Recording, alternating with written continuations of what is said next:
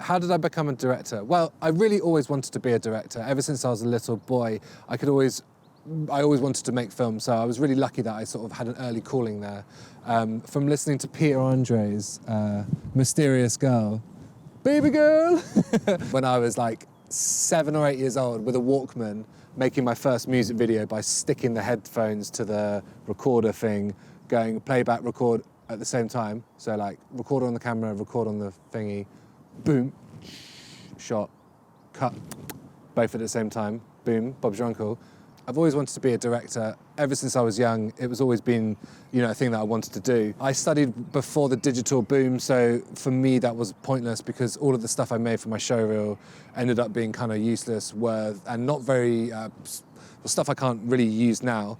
But what I would say is, like, to people that want to study at university, now is a great time to do it. Everything's digital. The camera you'll shoot on is most likely the same camera that you'd see out in the field that would make you worthy and, compete with the players. When I left university, I got a job as a runner.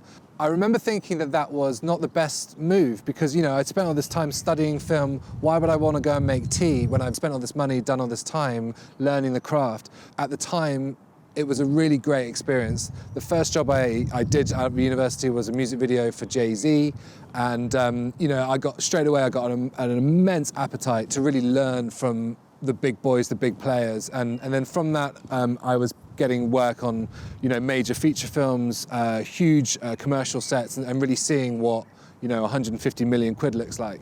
There are so many ways to be a director, but ultimately, the best way to be a director is to be a director. Now, I know that sounds really silly, but hey, look, you got to take yourself seriously. Like, if you don't take yourself seriously, no one else will, right? Nobody is going to be a director without a decent showreel.